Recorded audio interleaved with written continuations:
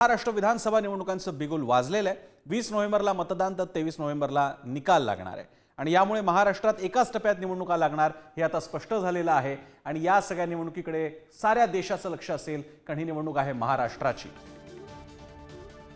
महाराष्ट्राच्या निवडणुकीमध्ये पहिल्यांदाच दोन अशा आघाडी आणि युती एकमेकांसमोर येत आहेत की ज्यामध्ये परस्पर विरोधी विचारांचे पक्ष आता एकत्र आलेले आहेत।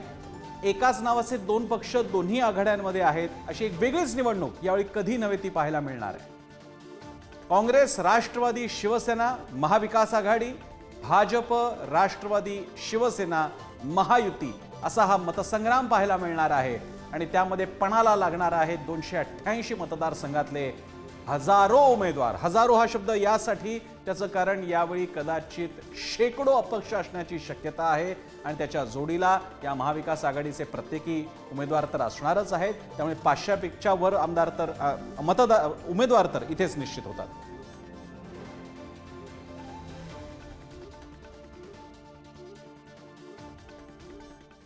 आणि या पार्श्वभूमीवरती निवडणुकांच्या तारखा कशात कसा हा निवडणुकीचा कार्यक्रम आहे पाहूयात ग्राफिक्सद्वारे। आपण पाहतोय 20 नोव्हेंबर 2024 रोजी मतदान होणार आहे। सगळ्यात महत्त्वाची तारीख लक्षात ठेवा आणि 23 नोव्हेंबर 2024 रोजी तुम्ही निकाल पाहणार आहात पुढारी न्यूजवर। महाराष्ट्रात एकाच टप्प्यामध्ये निवडणूक आपल्याला पाहायला मिळते तर 29 ऑक्टोबर 2024 पर्यंत अर्ज भरता येणार आहेत उमेदवारीचे। 30 ऑक्टोबरला उमेदवारी अर्जांची छाननी होणार आहे आणि अर्ज मागे घेण्याची तारीख आहे 4 नोव्हेंबर पर्यंत अर्ज मागे घेता येणार आहे। 20 नोव्हेंबरलाच नांदेडमध्ये लोकसभा पोटनिवडणूक सुद्धा होणार आहे हे विशेष आणि या निमित्तानं महाविकास आघाडी महायुती आता आमने सामने येणार। निवडणुकांचा कार्यक्रम प्रसिद्ध झालेला आहे। एकाच टप्प्यात मतदान होणार आहे।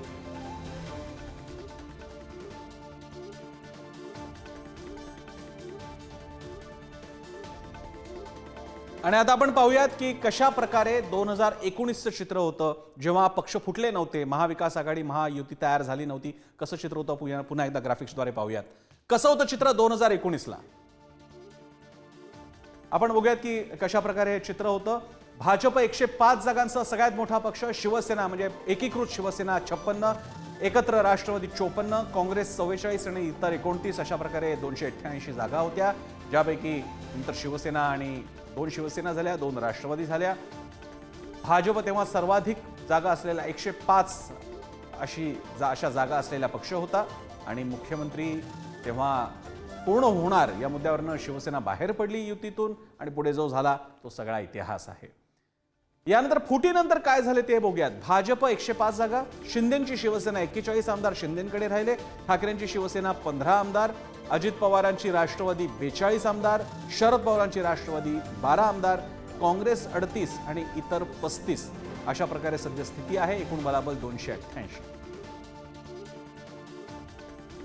तर अशा सगळ्या आकडेवारी सकट आता ही निवडणूक होणार आहे। याच्यातली आकडेवारी जर का आपण लक्षात घेतली तर आपल्याला हेही लक्षात येईल की इतक्या मतदारसंघांमध्ये हे पक्ष एकाच पक्षातले जो एकेकाळी एक पक्ष होता ते उमेदवार समोरासमोर असणार आहेत। म्हणजेच समजा एखाद्या ठिकाणी जर का शिवसेना ठाकरेंना आधी जागा सुटली होती, निवडून आला होता उमेदवार, आता तिथे तुम्हाला शिवसेना ठाकरे, शिवसेना शिंदे बघायला मिळतील। आणि आता आपण बघणार आहोत की महाराष्ट्राचे जे 6 प्रशासकीय विभाग आहेत तिथे काय कशा प्रकारे पक्षीय बलाबल आहे। मुंबईपासून सुरुवात करूयात आपल्या ग्राफिक्सद्वारे। महामुंबईत एकूण जागा आहेत 60, भाजप 24, काँग्रेस 5, शिंदेंची शिवसेना त्यांच्याकडे सध्या 12 जागा आहेत, ठाकरेंची शिवसेना 7, अजित पवारांची राष्ट्रवादी 2 आणि शरद पवारांची राष्ट्रवादी 2, इतर 8 अशा प्रकारे ही महामुंबईची, लक्षात घ्या मुंबई MMRD रिजन ज्याला म्हणतात, मुंबई मेट्रोपॉलिटन रिजन म्हणतात, त्याचा हा सगळा साधारण भाग आहे, इथला परिसर आहे ज्यामध्ये ठाणे, वसई, विरार, स्वतः मुंबई, ठाणे, कल्याण, डोंबिवली, बदलापूर या सगळ्या भागाला धरून महामुंबईचा परिसर जर का मानला त्या भागाला आपल्याला म्हणावं लागेल। त्यानंतर आणि इथले प्रमुख मुद्दे कोणते जे महामुंबईवरती परिणाम करणारे, ज्यामुळे महामुंबईची निवडणूक ड्राईव्ह होणार आहे पाहूयात पुन्हा ग्राफिक्सद्वारे। कोणते मुद्दे? शिवसेनेतली फूट, अर्थातच ठाकरे म्हणणार मुंबई कोणाची, हिंदू मुस्लिमचा मुद्दा तो सुद्धा लागू होणार आहे। मधल्या काळात ज्या घटना घडत होत्या, नितेश राणे मोठ्या प्रमाणात मुंबईत फिरत होते, धारावी पुनर्वसन प्रकल्प आणि अन्यच गोष्टी, लोकल सेवा आणि वाहतूक कोंडी, नवीन सुरू झालेल्या metro, coastal road, Atal Setu, Mumbai महापालिकेच्या ठेवी, भ्रष्टाचाराचे आरोप आणि धारावी पुनर्वसन सुद्धा तोही मुद्दा मगाशी येऊन गेलेलाच आहे। हे सगळे मुद्दे महामुंबईसाठी महत्त्वाचे ठरणार आहेत। आणि या पार्श्वभूमीवरती आपण कनेक्ट होऊयात. आपले प्रतिनिधी पंकज दळवी आपल्या सोबत आहेत. पंकज, महामुंबईबद्दल आपण बोलतोय, 60 जागा महत्त्वाच्या असणार आहेत की काय होणार आहे या पार्श्वभूमीवर आपण पंकजकडे जाऊयात. पंकज, नेमकी काय स्थिती असणार आहे महामुंबईत? प्रसन्न, अतिशय महामुंबईची परिस्थिती, MMR रिजनची परिस्थिती अतिशय काटेकी टक्कर असणार आपण म्हणू शकतो. निवडणूक ही रंगतदार होणार. राजकीय दृष्ट्या हेवे दावे, आरोप प्रत्यारोप हे मोठ्या प्रमाणात इकडे होणार. जर का आपण पक्ष बलाबलाच्या विषय जी आपण माहिती दिली त्याच्यानुसार आशिष शेलार मुंबईचे अध्यक्ष आहेत, वर्षा गायकवाड आहेत. हे दोन पक्षाचे प्रमुख दिग्गज नेते आहेत.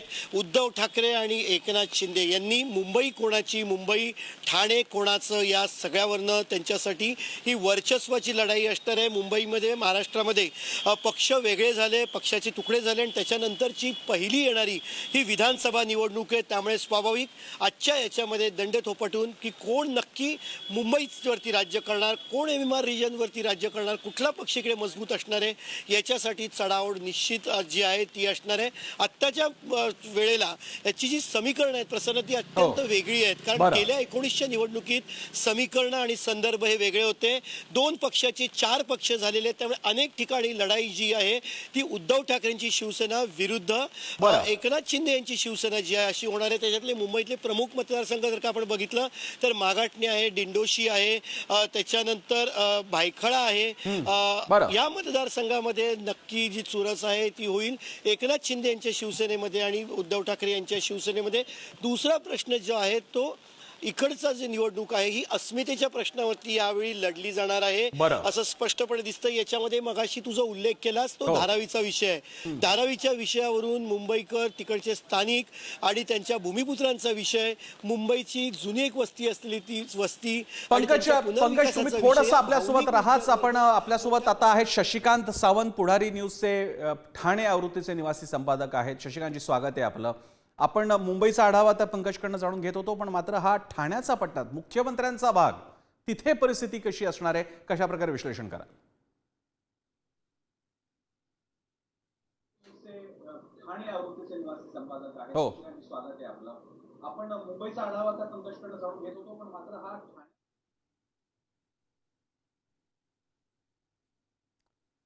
शशिकांत सावंतजी, तुमच्यापर्यंत संपर्क होत नाही, माझा आवाज पोहोचतोय तुमच्यापर्यंत?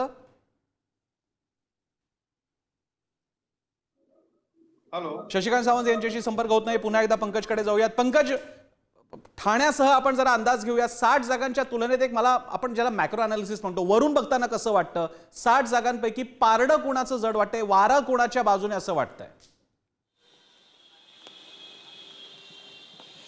प्रसन्न, ठाण्यामध्ये एकनाथ शिंदे, आपण ठाण्यापासून सुरुवात करूया. ठाण्यामध्ये एकनाथ शिंदे यांची ताकद जी आहे ती जास्त दिसून येते.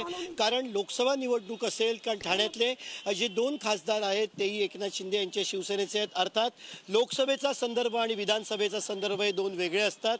मात्र तरीसुद्धा त्या ठिकाणामध्ये एकनाथ शिंदे यांचं जे पारडं जे आहे ते जड असल्याचं पाहायला मिळतंय. कारण एकनाथ शिंदे यांचा तो मूळ बालेकिल्ला आहे. एकनाथ शिंदे यांचं अस्तित्व हे ठाणे आहे, त्यांचं वर्चस्व हे ठाणे आहे आणि एकनाथ शिंदे यांचं राजकीय कारकीर्द जी आहे ती सुरू करणार आणि राजकीय कारकीर्द त्यांची एस्टॅब्लिश करणारं ठिकाण म्हणजे ठाणे आहे. त्यामुळे त्याच्यासाठी वर्चस्वाची लढाई आहे, पण त्यांचा वर्चस्व तिथे दिसून येतोय.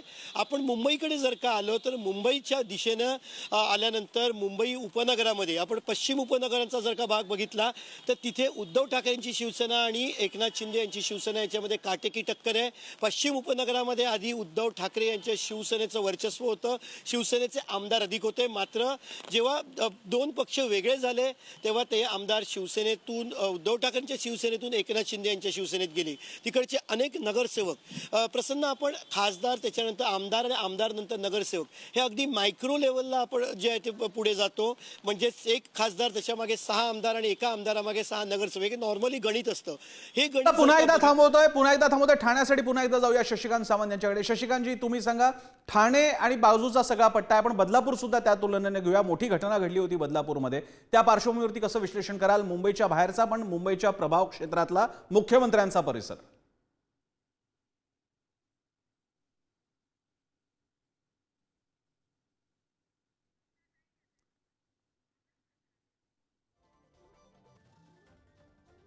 मुंबईचा आढावा घेतल्यानंतर आपण आता जाणार आहोत कोकणाकडे. मुंबईलाच लागून असलेला आणि तितकाच महत्त्वाचा असणारा